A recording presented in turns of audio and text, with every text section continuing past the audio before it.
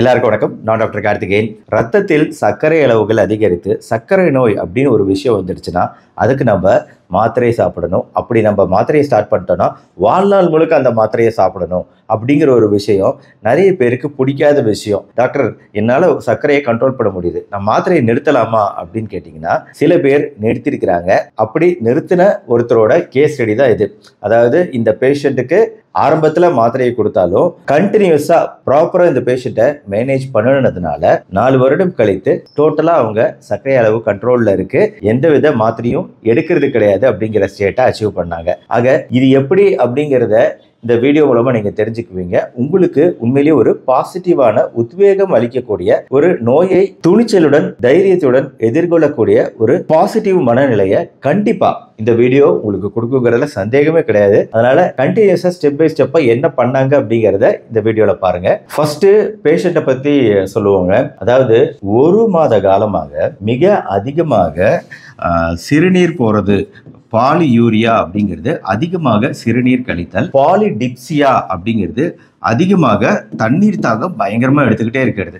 So அதிகமான தாகம், அதிகமாக சிறுநீர் போதல், மிக அதிகமாக பசித்தல், இந்த 3 அறிகுறிகள் சர்க்கரை நோயோட அறிகுறி அப்படிங்கிறது என்னோட வீடியோ பார்க்குற எல்லாத்துக்குமே தெரிஞ்சிருக்கும். இதே சிம்டமோட தான் 1 மாத காலம் சிம்டமோட பேஷண்ட் கிளினிக்கு வராங்க. இப்போ இந்த பேஷண்டோட ஃபேமிலி ஹிஸ்டரி என்ன, அப்பா அம்மாவுக்கு சர்க்கரை வியாதி இருக்குதா அப்படிங்கிறது ஃபர்ஸ்ட் முக்கியமான விஷயம். அம்மாவுக்கோ அப்பாவுக்கோ சர்க்கரை நோய் கிடையாது, ஆனா அம்மாவுக்கு ரத்த கொதிப்பு இருக்கு, ஹைப்பர் டென்ஷன், ரத்த அழுத்தம் அதிகமா இருக்கு. அப்பாவுக்கு ஹார்ட் ஃபெயிலியர், இதய செயலிழப்பு அப்படிங்கிறது கிரேடு, ஒரு குறிப்பிட்ட கிரேடை சொல்லுவோம், அதில் சின்ன கிரேடில் இருக்குது இதய செயலிழப்பு அப்படிங்கிறது. 2 பேருக்கும் சர்க்கரை நோய் கிடையாது. அடுத்து நம்ம பேஷண்ட்டோட உயரம், எடை இதெல்லாம் முக்கியமாக நம்ம தெரிஞ்சுக்கணும். எதுக்காக அப்படின்னா உடல் பருமன் இருக்கா அப்படிங்கிறத தெரிஞ்சுக்க. இப்போ பேஷண்ட்டோட உயரம் அப்படிங்கிறது 173 சென்டிமீட்டர், எடை அப்படிங்கிறது 107 கிலோகிராம். ஸோ இப்போ இவங்களோட BMI அப்படின்னு சொல்லக்கூடிய பாடி மாஸ் இண்டெக்ஸ் தான் நம்மளுக்கு எடை, அதாவது உடல் எடை அதிகமாக இருக்கா அப்படிங்கிறத காட்டும். இப்போ இந்த BMI கால்குலேட் பண்ணும்போது BMI 35 அப்படின்னு வருது. அதாவது BMI நார்மலா 24.5க்கு கீழே இருந்தா நார்மல், அதாவது உடல் எடை கரெக்டா இருக்குன்னு அர்த்தம். இப்போ 24.5ல இருந்து ஒரு 10 பாயிண்ட் அதிகமா இருக்கு, கிட்டத்தட்ட 35 அப்படிங்கிறது உடல் எடை அதிகமா இருக்கு, உடல் பருமன் இருக்கு அப்படிங்கிறது தெரியுது பேஷண்ட்டுக்கு. ஆனா ஒரு விஷயம் என்னன்னா, இந்த பாடி மாஸ் இண்டெக்ஸ் அப்படிங்கிறது 2 விஷயங்களோட கலவை. அதாவது வெறும் கொழுப்புகளோட எடையை மட்டுமே இந்த பாடி மாஸ் இண்டெக்ஸ் சொல்லல. FMI அப்படின்னு சொல்லக்கூடிய ஃபேட் மாஸ் இண்டெக்ஸ், கொழுப்புகள் பிளஸ் ஃப்ரீ ஃபேட் மாஸ், அதாவது கொழுப்புகள், கொழுப்பு அல்லாத எடையை கொடுக்கக்கூடிய திசுக்கள், இரண்டும் சேர்ந்தது தான் இப்போ BMI. அதனால உங்களுக்கு அக்குரேட்டா உடம்புல கொழுப்பு அளவு எவ்வளோ அப்படிங்கிறத தெரிஞ்சுக்கிறதுக்கு நம்மளுக்கு இந்த FMI எவ்வளோ, ஃபேட் மாஸ் இண்டெக்ஸ் பர்சன்டேஜ் எவ்வளோ அப்படிங்கிறதையும் நம்ம தெரிஞ்சுக்கணும். ஆக்சுவலாக பேஷண்ட்டோட FMI 17.2 kilogram per square metre, 17.2 இருக்குதுங்க. இது ரொம்ப அதிகம், அதாவது கொழுப்புகளோட சதவீதம். எதுக்காக இந்த கொழுப்புகள் பற்றிலாம் தெரிஞ்சுக்கணும் அப்படின்னா, உடல் குண்டா இருக்கிறவங்களில் சர்க்கரை நோய் இருக்கு, ஒபிசிட்டி இருக்கு அப்படின்னா அவங்களில் இந்த இன்சுலின் ரெசிஸ்டன்ஸ், இன்சுலின் சரியாக செயல்படாது. இந்த இன்சுலின் சரியாக செயல்படாததுனால இப்போ இந்த பேஷண்ட்டோட ரத்த சர்க்கரை அளவு எவ்வளோ அப்படிங்கிறத நம்ம மெஷர் பண்ணி பார்க்கும்போது, முக்கியமாக HbA1c பார்க்கும்போது HbA1c தான் நம்மளுக்கு தெளிவான ஐடியாவை கொடுக்கும். HbA1c 11.1, 6க்கு கீழே இருக்கணுங்க HbA1c. இந்த HbA1cங்கிறது 3 மாத சர்க்கரை அளவுகள் ரத்தத்தில் எவ்வளோ இருந்திருக்கும் ஆவரேஜா அப்படிங்கிற அளவு சொல்லக்கூடியது. இந்த 11.1 அப்படிங்கிறது மிக அதிகமாக சர்க்கரை பேஷண்ட்டுக்கு இருந்திருக்குங்கிறத காட்டுது. ஆனால் ஃபாஸ்டிங், காலையில் சாப்பிட்றதுக்கு முன்னாடி எடுத்த சர்க்கரை அளவுகளோட அளவு 102. இது நார்மல் ரேஞ்சில் தான் இருக்குது. இதனால தான் வெறும் வயிற்றில் பார்க்கும் சர்க்கரை அளவு, 2 மணி நேரம் கழித்து பார்க்கும் சர்க்கரை அளவு, இது எல்லாத்தையும் விட இந்த HbA1c அப்படின்னு சொல்லக்கூடிய 3 மாத சர்க்கரை அளவுகள் நம்மளுக்கு ரொம்ப முக்கியமான இண்டிகேட்டர் சர்க்கரை நோய் பொறுத்த வரைக்கும். அடுத்து பேஷண்ட்டோட BP அளவுகளை மெஷர் பண்ணி பார்க்கும்போது 137/81. அதாவது லைட்டா இந்த 137ங்கிறது கொஞ்சம் அதிகம், ஆனா 81ங்கிறது நார்மல். ஸோ இப்போ பேஷண்ட்டுக்கு வந்து சர்க்கரை அளவு மிக அதிகமா இருக்கு. அப்பா அம்மாவுக்கு இல்லைனாலும் உடல் குண்டா இருக்கு, உடல் பருமன் இருக்கு, அதுலயும் ஃபேட் மாஸ் இண்டெக்ஸ் கொழுப்புகளோட அளவு அதிகமா இருக்கு. மற்றபடி மற்ற டெஸ்ட் எல்லாம் பண்ணி பார்த்தாங்க, தோள்கள், கல்லீரல் இதெல்லாம் பார்க்கும்போது கல்லீரல்ல வந்து அந்த என்சைம்கள் அளவுகள் கொஞ்சம் அதிகமா இருக்குங்கிறது தெரியுது. பட் பெரிய அளவில் அது பிரச்சனைக்குரிய விஷயம் கிடையாது. கல்லீரல், மண்ணீரல் இதெல்லாம் அந்த அளவு வீக்கம்லாம் எதுவும் கிடையாது. செஸ்ட் எக்ஸ்ரே நார்மலா இருக்கு. நல்ல கொழுப்புகளோட அளவு HDLோட அளவு 49 அப்படிங்கிறது அதுவுமே நார்மல். நல்ல கொழுப்பு. கெட்ட கொழுப்பு கொலஸ்ட்ரால் 133, ட்ரைகிளிசரைடு 73. இது எல்லாமே நார்மல் தாங்க. பேஷண்ட் பொறுத்த வரைக்கும் குண்டா இருக்கிறாங்க, கொழுப்புகள் கூட அவ்வளவு அதிகமா இல்ல, ஃபேமிலி ஹிஸ்டரி அவ்வளவு ஸ்ட்ராங்கா இல்ல, ஆனா 3 மாத சர்க்கரை அளவு மிக அதிகமா இருக்கு அப்படிங்கும்போது அவங்க குண்டா இருக்கிறது இது எல்லாமே சேர்ந்து இதுதான் பிரச்சனைக்கு காரணம் அப்படிங்கிறது தெரியுது. அவங்களோட ஃபுட் ஹேபிட் தான் இதுக்கு மெயின் காரணமா இருந்திருக்கலாம். சாப்பாடு, வேலை அதிகமா செய்யாமை, உடற்பயிற்சி இல்லாமை, இதெல்லாம் தான் ஒரு முக்கியமான காரணமா இவங்களுக்கு இருந்திருக்கலாம். இருந்தாலுமே இவங்களுக்கு வந்து நம்ம ட்ரீட்மெண்ட்டை ஸ்டார்ட் பண்ணும்போது நம்ம அப்படி டைரக்டா லைஃப் ஸ்டைல் மாடிஃபிகேஷன் அப்படின்னு சொல்லிட்டு வெறும் உடற்பயிற்சிகள் மட்டுமே இல்ல உணவு பழக்கத்தை மாத்துறது மட்டுமே இங்க உதவாது. இப்போ 11.1 அப்படிங்கிறதுனால கொஞ்சம் ஸ்டார்டிங்ல நம்ம மாத்திரைகள் ஸ்டார்ட் பண்ணி தான் ஆகணும். அதனால மெட்ஃபார்மின், கிளைமிப்ரைட் இந்த 2 மாத்திரைகளும் பொதுவா எல்லாருமே கொடுக்கக்கூடியதுதான் சர்க்கரை வியாதிக்கு. இந்த மெட்ஃபார்மினும் கிளைமிப்ரைடு இந்த 2 மாத்திரைகளும் ஃபர்ஸ்ட் ஸ்டார்ட் பண்றாங்க. ஆனா லோ டோஸ்ல தான் ஸ்டார்ட் பண்றாங்க. ஸ்டார்ட் பண்ணும்போது கூடவே வந்து பேஷண்ட்டுக்கு வந்து ரெக்கமெண்டேஷன் என்னன்னா கண்டிப்பா உடல் எடையை குறைக்கணும். உடல் எடையை குறைச்சோம் அப்படின்னா ஒருவேளை இந்த சர்க்கரை நோய் கண்ட்ரோல் ஆக வாய்ப்பு இருக்கு அப்படிங்கிறது தான். ஸோ இப்ப டார்கெட், நம்மளோட டார்கெட் இப்ப எங்க இருக்கு தெரியுங்களா? நல்லா கிளீனா பாத்துக்கோங்க. நம்மளோட டார்கெட் இங்க இருக்குது. ஃபேட் மாஸ் இண்டெக்ஸ் நம்ம வந்து இந்த ஃபேட் மாஸ் இண்டெக்ஸை குறைக்கணும், BMI குறைக்கணும். ஸோ இங்கதான் நம்ம டார்கெட் பண்றோம். மெயினா சர்க்கரை அளவுகள் வந்து மாத்திரை சாப்பிட்டா ஆட்டோமேட்டிக்கா குறையும், ஆனா அது மாத்திரை சாப்பிட்டா குறையும், சாப்பிடாம இருந்தோம்னா அதிகரிக்குங்கிறது தான்.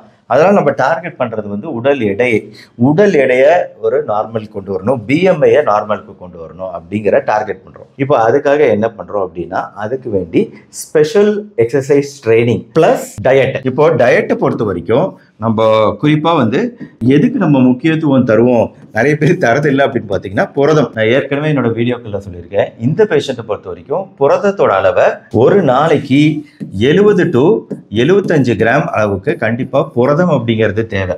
சரிங்களா? புரதம் தேவை. ஆனா டயட் என்னன்னா low carb, low fat, low saturated fat கொழுப்பு. அதாவது கார்புனா மாவு சத்து மிக குறைவா எடுத்துக்கிறோம். கொழுப்பு ஜென்ரலாவே கொழுப்பு சத்து கம்மியா எடுத்துக்கிறோம். சேச்சுரேட்டட் ஃபேட் நான் சொல்லியிருக்கேன் ஏற்கனவே, இந்த சேச்சுரேட்டட் அன்சாச்சுரேட்டட் ஃபேட் அந்த ஃபேட்டையும் நல்லா குறைவா எடுத்துக்கிறோம். ஸோ இந்த டயட்ரி கவுன்சிலிங் இது எப்படிங்கிறது என்னோட வீடியோக்கள் இது வரைக்கும் பார்த்துருக்கிறவங்களுக்கு தெரியும். இந்த டயட் மாடிஃபிகேஷன் குறித்து நிறைய வீடியோக்கள் நான் போட்டிருக்கேன். என்னென்ன சாப்பிடலாம், எப்படி சாப்பிடலாங்கிறதுலாம் ஒரு டீட்டெயில்டு லிஸ்ட்டாக நான் கொடுத்துருக்கிறேன். இதே ஒரு ரெக்கமெண்டேஷன் தான் இந்த பேஷண்ட்டுக்கும் கொடுத்துருக்குறாங்க. அந்த பேலன்ஸ்டு டயட் கான்செப்டே என்னோட வீடியோ பார்த்த எல்லாருக்கும் இது தெரியும். தெரியலைனாலும் பாருங்க, லிங்க் வேணாலும் தரேன். இந்த பேலன்ஸ் டயட் கான்செப்ட் இங்க ஃபாலோ பண்ண சொல்லியிருக்காங்க. பேஷண்ட்டுக்கு கம்ப்ளீட் எஜுகேஷன் கொடுத்தாச்சு. பிளஸ் இது மட்டுமே நம்மளுக்கு பத்தாது இல்லையா? கூடவே வந்து இன்னொரு விஷயத்த நம்ம பண்ணணும், எக்ஸசைஸ். இந்த எக்ஸசைஸ் அப்படிங்கிறது சிஸ்டமேட்டிக்கா, அதாவது ரெகுலரா பண்ணணும், டெய்லி பண்ணணும் அப்படிங்கிற ஒரு கட்டாயத்தை கொடுக்குறாங்க. பொதுவா ஒருத்தருக்கு நார்மலா வந்து நம்ம எவ்வளவு சொல்லுவோம்னா ஒரு நாளைக்கு 30 நிமிஷம் அப்படிங்கிற அளவுல வாரத்துக்கு 5 நாளாவது பண்ணணும். 5 days 30 நிமிஷம், வாரத்துக்கு 5 நாள் அப்படின்னா உங்களுக்கு வந்து 150 நிமிஷமாவது வாரத்துக்கு இருக்கணும் இல்லையா? ஆனா இந்த பேஷண்ட் பொறுத்த வரைக்கும் நம்ம வந்து குறிப்பா இந்த ஃபேட் மாஸ் இண்டெக்ஸ், BMI குறைக்கணும் அப்படிங்கிறதுனால நம்மளோட டார்கெட் அவங்க என்ன பண்றாங்க, டார்கெட்டட் விஷயம் என்னன்னா இந்த அரை மணி நேரம் அப்படிங்கிறத நம்ம 1 மணி நேரம் ஆக்குறோம். இந்த 1 மணி நேரத்துல கம்ப்ளீட்டா ஏரோபிக் மட்டும் கிடையாது, அதாவது ஓடுதல் பயிற்சியோ, ஜாகிங் பயிற்சியோ, நடைப்பயிற்சியோ அது மட்டும் கிடையாதுன்னா நடைப்பயிற்சி பிளஸ் ஸ்ட்ரென்த் ட்ரைனிங். நான் ஏற்கனவே என்னோட வீடியோக்கள்ல சொல்லியிருக்கேன் இந்த ஸ்ட்ரென்த் ட்ரைனிங்கோட முக்கியத்துவம். அந்த எடைகள் வச்சு எப்படி நம்ம தசைகளுக்கு பயிற்சி கொடுக்கணும் அப்படிங்கிறது இந்த ஸ்ட்ரென்த் ட்ரைனிங். இதை வந்து எவ்வளவு நேரம் தராங்க, ஒரு நாளைக்கு 1 hour அப்படின்னு அதிகப்படுத்துறாங்க. இப்ப நம்ம வந்து ஜெனரலா 30 நிமிஷம் 5 நாளைக்கு வாரத்துல, இங்க வந்து 1 hour 60 நிமிஷம் அட்லீஸ்ட் வாரத்துல 5 நாளைக்கு. ஸோ அப்போ டபுள் ஆகுறது நம்மளுக்கு 300 நிமிஷம். இதை வந்து கம்பல்சரி பேஷண்ட்டை பண்ண வைக்கிறோம். இதான் இங்க மெயின் திங்.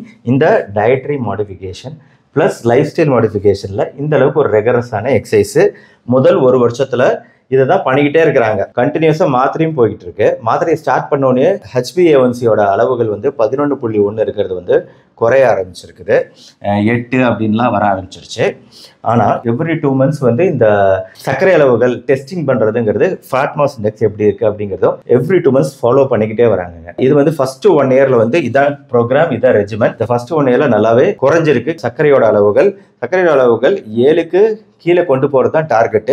முதல் வருஷத்திலேயே 7க்கு கீழே கொண்டு போயாச்சு. ஒரு வருஷம் முடிஞ்சதுக்கு அப்புறம் என்ன பண்றாங்கன்னா கொஞ்சம் மாடிஃபை பண்ணி, அதாவது ஒரு நாளைக்கு 7 கிலோமீட்டர் வாக்கிங்கும் அதுக்கப்புறம் பைலட் ட்ரைனிங்கும் கொடுக்குறாங்க. ஆக்சுவலி இந்த பேஷண்ட்கான கலோரி அளவுகள் பத்தி நான் சொல்லல. 1800 கலோரி தேவையான அளவு. 1800 கலோரினா அந்த டயட்ல 1800 கலோரி மெயின்டைன் பண்றாங்க. இப்போ ஒரு வருடம் கழிச்சு 7 கிலோமீட்டர் வாக்கிங், பைலட் ட்ரைனிங், இது ஒரு டைப் ஆஃப் எக்ஸசைஸ் ட்ரைனிங், இதை பண்ண ஆரம்பிக்கிறாங்க 2வது வருஷம். இப்போ 2வது வருஷமும் முடிய போகுது. இந்த 2வது வருஷம் முடிவுலயும் வந்து மாத்திரை ஆனா கண்டினியூ பண்ணிட்டு தான் இருக்காங்க. 2 வருஷம் வந்து மெட்ஃபார்மினோ கிளைமிப்ரைடோ, மெட்ஃபார்மின் 500 mg, கிளைமிப்ரைடு வந்து 1 mgங்கிறத கண்டினியூ பண்ணிக்கிட்டு வராங்க. அந்த 2 வருஷ முடிவுல வந்து பார்க்கும்போது நல்லாவே சர்க்கரை அளவுகள் 7க்கு கம்மியா, இவங்க டார்கெட் HbA1c 7% கீழே, 7% கீழே மெயின்டைன் பண்ண முடியுது. நல்லா பேஷண்ட் மெயின்டைன் பண்றாங்களா. கூட மெயினா பாக்குறது FMI.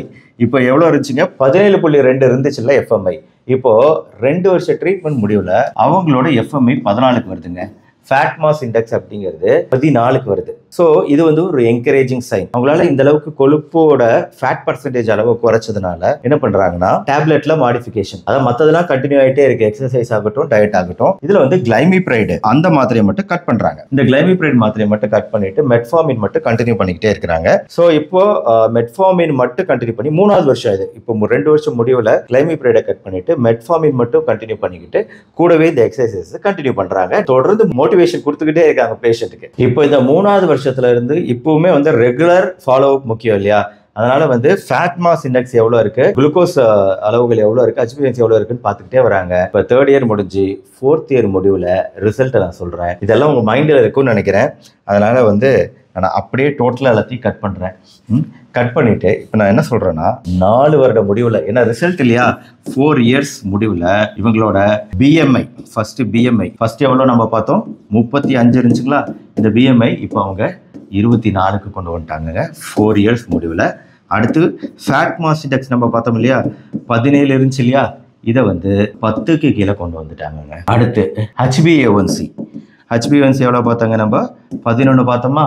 இப்போ HbA1c 5.4. இன்னும் நிறைய முக்கியமான டெஸ்ட் எல்லாம் இருக்கு. அந்த லிவர் டெஸ்ட்லாம் சொன்ன, அதை நான் ஆரம்பத்துல இருந்து ஸ்கிப் பண்ணிட்டேன். பட் அந்த லிவர் என்சைமோட அளவும் குறைச்சிட்டாங்க, அதுவும் குறைஞ்சிருக்கு. ஆக எக்ஸலன்ட் கண்ட்ரோல் 4 வருஷம் கழிச்சு. இப்போ இந்த 4 வருஷம் கழிச்சு எக்ஸலன்ட் கண்ட்ரோல் இருக்கிறதுனால, இந்த அளவுக்கு கண்ட்ரோல் வர்றதுனால, ஃபேட் மாஸ் இண்டெக்ஸ் குறைஞ்சதுனால, எக்ஸ்பெரிமெண்டல் பரிச்சார்த்த முறையில என்ன பண்றாங்கன்னா மெட்ஃபார்மின் சாப்பிட்டு இருந்தாங்க இல்லையா, அந்த 500 mg அதையும் டோட்டலா குறைச்சி nil medication, no medication, only lifestyle modification மட்டும் அப்படிங்கிற முடிவுக்கு வராங்க 4 வருஷம் கழிச்சு.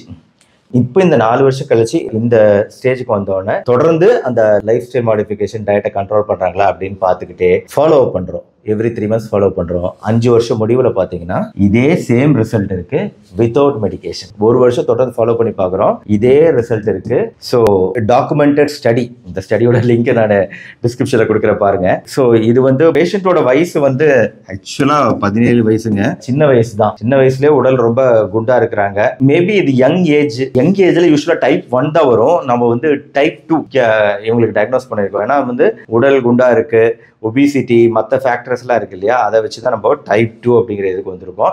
இதில் இன்சுலின் எல்லாமே மெஷர் பண்ணியிருப்பாங்க. இந்த ஸ்டடியை பொறுத்த வரைக்கும் இன்சுலின் நார்மலாக இருந்துச்சு. ஸோ இது டைப் 1ல வந்து இன்சுலினோட அளவுகள் வந்து குறைஞ்சிரும். ஆனால் இந்த டைப் 2 இதில் வந்து இன்சுலின்லாம் நார்மலாக தான் இருக்கு. ஆனால் வந்து அது இன்சுலின் செயல்படலை. ஏன் செயல்படலைன்னா உடல் குண்டா இருந்திருக்கு, ரெசிஸ்டன்ஸ் இருந்திருக்கு, அதனால செயல்படலை. இப்போ அதை நம்ம அட்ரஸ் பண்ணி அதை குறைச்சிடுறதுனால இந்த பேஷண்ட்டுக்கு எஃபெக்டிவாக இதை பண்ண முடிஞ்சிருக்கு.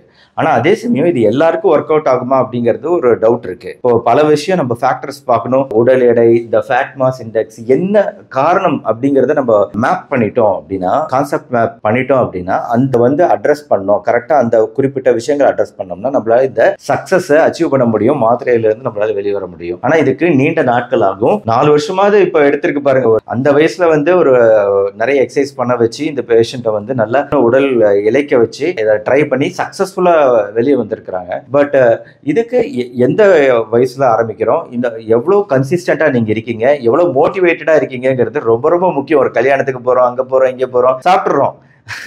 நாம சொல்ற மாதிரி கண்ட்ரோலுங்கிறது நம்மளுக்கு இருக்கிறது கிடையாது. அந்த control perfect control with perfect exercise, dietary pattern. அப்புறம் அந்த டயட்லயும் வந்து என்னென்ன விதமான டயட்டு நான் ஏற்கனவே சொல்லியிருக்கேன் இல்லையா, அதெல்லாம் ஃபாலோ பண்ணிங்கன்னா தான் இந்த ரிசல்ட் அச்சீவ் பண்ண முடியும். ஈஸி கிடையாது. நம்ம சொல்றது வேணா ஈஸியா தான், நீங்க ஃபாலோ பண்றது 4 வருஷ காலம் ஒரு தவம் மாதிரி கடுமையா ஃபாலோ பண்ணியிருந்தனால இது முடியுது. அதையே நீங்க பண்ண முடியுமா அப்படிங்கிறது ஒவ்வொரு பேஷண்ட் கையிலயும் இருக்கு. மற்றபடி உங்களுக்கு வேற என்ன டவுட் இருந்தாலும் கீழே கமெண்ட் செக்ஷன்ல கேளுங்க. முடிஞ்ச அளவு நான் கொஞ்சம் நேரடியா பார்த்து ஹெல்ப் பண்ணலாம் அப்படிங்கிறது ரீசெண்டா சொல்லிக்கிட்டே வந்துகிட்டு இருக்கேன். இதுக்கான எல்லா ஸ்டெப்ஸும் எடுத்துக்கிட்டு இருக்கேன்.